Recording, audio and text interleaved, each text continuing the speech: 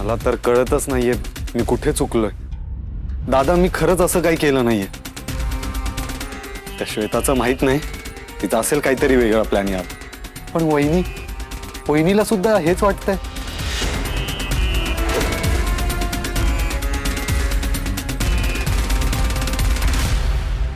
I am sorry Anshu. मला कळते की हे किती विचित्र आहे आणि इन्सल्टिंग आहे. नाही नाही समर, अरे तू कशाला सॉरी म्हणतोस? तुला माफी मागायची काहीच गरज नाहीये. एक स्त्री म्हणून दुसऱ्या स्त्रीचा कळवळा असणं स्वाभाविक आहे रे. आणि तशी आपली स्वानंदी भोळी आहे रे. म्हणजे आता बघ ना, त्या श्वेताने 17 वेळा तिचं म्हणणं बदललं, पण तरी स्वानंदीचा कसा काय विश्वास बसला तिच्यावर. मला तर कधी कधी वाटतं वहिनीचा माझ्यावर कसला तरी राग आहे. अंशुमन नीट बोल. वहिनी ही आईच्या ठिकाणी असते. आणि स्वानंदीचा झाला असेल ना गैरसमज तुझ्या बाबतीत, पण तो दूर करणं हे तुझ्या हातात आहे. पण कसं मॉम? ते आधीच मला दोषी मानतात. त्यांना खोटंच खरं वाटत असेल तर मी कशी माझी बाजू पटवून देणार आहे? ते मला माहित नाही, पण स्वानंदीला पटवून देणं हे तुझं काम आहे. का म्हणून? अंशुमननी कशाला पटवून द्यायचं? त्यांना जर नसेल विश्वास ठेवायचा तर त्यांची मर्जी. आपलं कोण परकं कोण हे त्यांचं जर त्यांनाच कळत नसेल ना, तर त्यांना सांगून काही उपयोग होणार नाही काकू. त्यांना जे वाटायचं ना ते वाटू दे.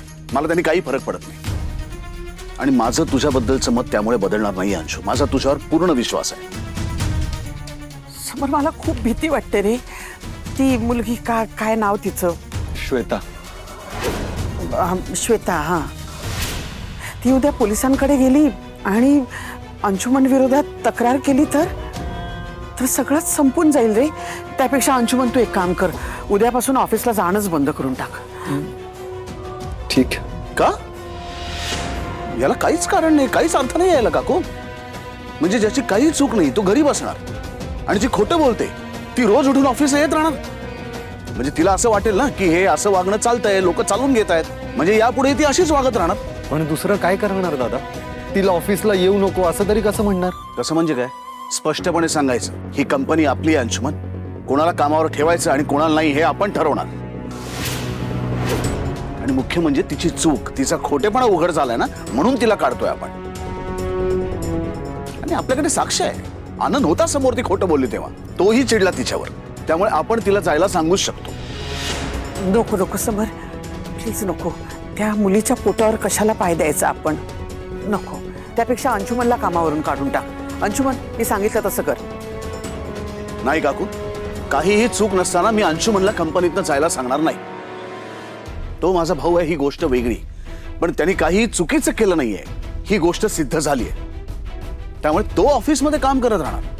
प्रॉब्लेम श्वेताचा आहे ना, मग ती ऑफिस सोडून निघून जाईल. And that's final.